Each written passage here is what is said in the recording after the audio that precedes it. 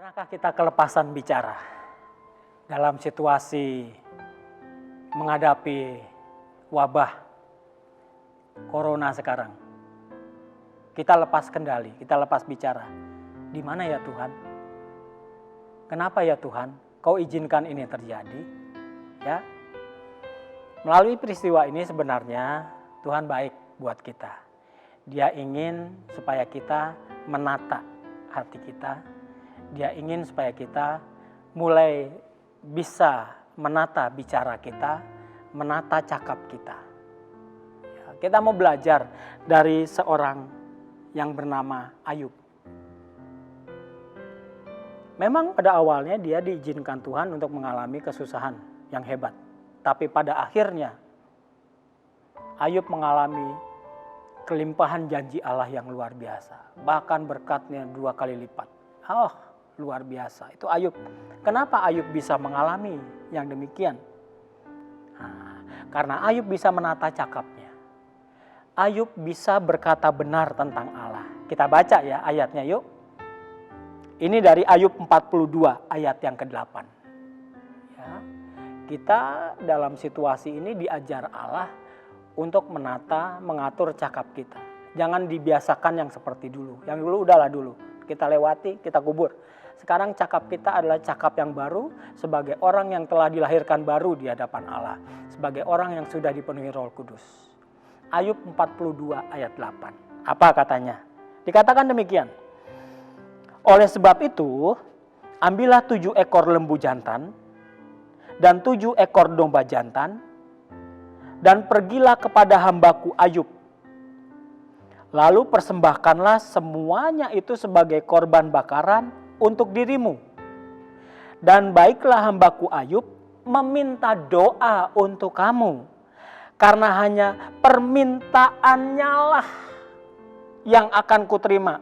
Karena hanya permintaan Ayub lah yang akan Tuhan terima. Yang akan kuterima kata Tuhan. Supaya aku tidak melakukan aniaya terhadap kamu. Sebab kamu tidak berkata benar tentang aku kata Allah. Seperti hambaku Ayub. Ini firman Tuhan buat Elifas, saudara. Salah satu dari 3 orang yang selalu kalau bicara selalu memojokkan Ayub.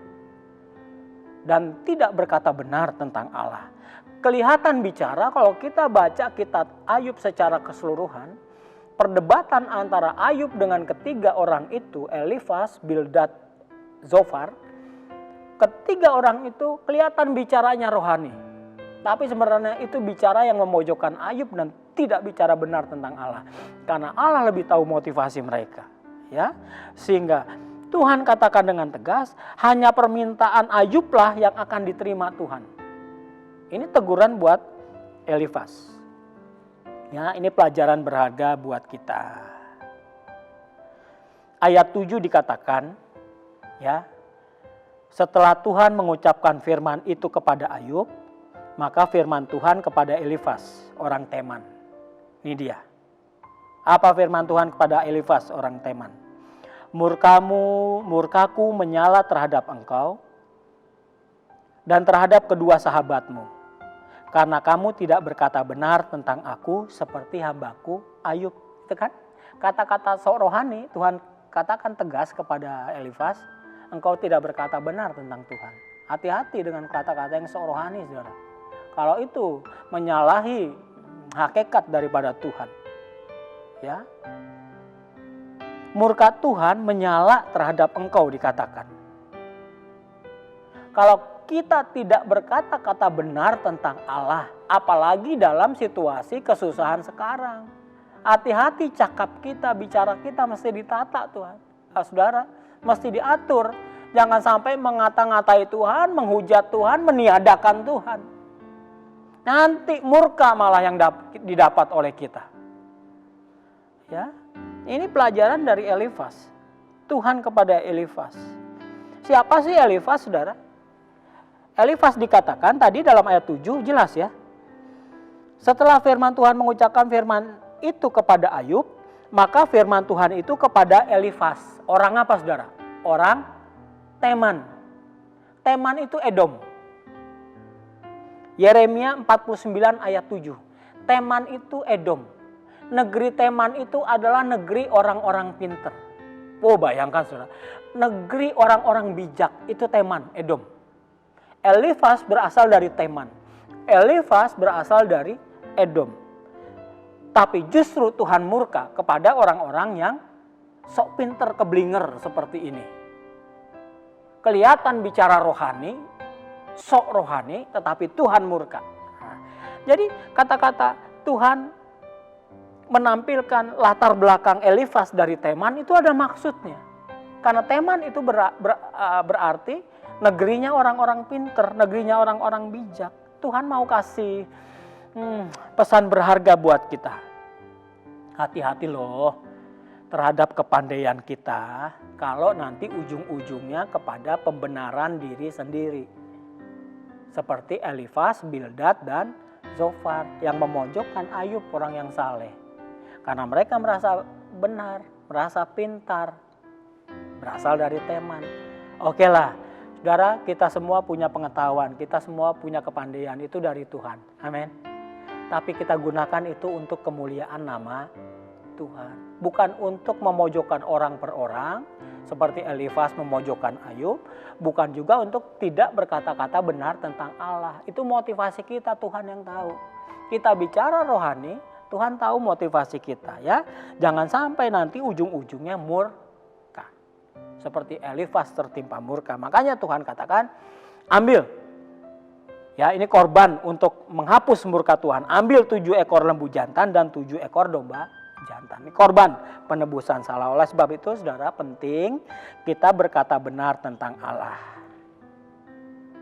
Ya. Bagaimana kita bisa berkata benar tentang Allah? Tuhan mengakui Ayub, Tuhan menyanjung tinggi Ayub. Ya udah, kita belajar dari Ayub saja. Belajar dari Ayub yang seperti apa? Ayub 9 ayat 1 sampai 4. Tetapi Ayub menjawab, sungguh aku tahu bahwa demikianlah halnya. Masakan manusia benar di hadapan Allah? Nah, Ayub berkata benar ini di hadapan Allah. Gak ada manusia yang benar di hadapan Allah. Jikalau ia ingin berperkara dengan Allah, 1 dari 1000 kali ia tidak dapat membantahnya. Allah itu bijak dan kuat. Siapakah dapat berkeras melawan dia dan tetap selamat? Ya, ini kata-kata Ayub. Ayub mengakui keagungan Allah, Ayub mengakui kebesaran Allah, Ayub mengakui otoritas Allah. Bahkan kepandaian manusia itu tidak ada apa-apanya di hadapan Tuhan. Seringkali saudara, manusia ini hanya bangga terhadap kepandaiannya. Lupa Allah, hanya mengagungkan diri sendiri. Nah, Ayub enggak. Dia berkata benar tentang Allah, bahwa Allah itu bijak, kuat. Enggak ada orang yang dapat berkeras melawan dia dan tetap selamat. Ayo kita belajar. Pada masa sulit ini kita belajar berkata benar tentang Allah. Allah tetap yang berkuasa, Allah yang mengatur semuanya. Titik balik Ayub kita jadikan titik balik kita. Ayub sempat terpancing berdebat dengan Elifas, Bildad, dan Zofar. Tapi Ayub mengalami titik balik yang luar biasa. Ayub juga pernah kelepasan bicara kepada Tuhan dalam sakit penyakitnya, dalam keadaan yang menyedihkannya. Ayub pernah kepleset lidah. Tetapi dia punya titik balik yang luar biasa. Ya, dari Ayub 42 ayat 5 sampai 6. Ini titik balik Ayub. Ini juga titik balik kita. Kalau kita sudah pernah kepleset lidah, bicara yang tidak benar tentang Allah. Ayat 5 sampai 6 katakan, hanya dari kata orang saja aku mendengar tentang engkau. Jadi dulu Ayub baru tahu tentang Allah, belum kenal. Ayub tahu tentang Allah dari kata orang, mungkin dari Elifas, dari Bildad, dari Zofar. Hanya dari kata orang saja aku mendengar tentang engkau. Tetapi sekarang, kata Ayub, mataku sendiri memandang engkau Tuhan. Oleh sebab itu aku mencabut perkataanku dan dengan menyesal aku duduk dalam debu dan abu. Ini titik balik Ayub. Kalau dulu dia pernah berkata-kata sombong, dia tidak segan-segan untuk mencabutnya. Kalau dulu Ayub pernah kepleset lidah, bicara yang tidak benar tentang Allah, dia tidak gengsi untuk mencabutnya. Dia rela. Ayub tidak keberatan gengsi. Ayub tidak keberatan gelar sebagai orang saleh. Ayub tidak memberhalakan dia sebagai seorang tokoh Alkitab. Dia katakan, oleh sebab itu aku mencabut perkataanku dan dengan menyesal aku duduk dalam debu dan abu. Debu dan abu yang banyak orang hindari, tetapi Ayub masuk di dalamnya. Dia mau belajar untuk merendahkan hati.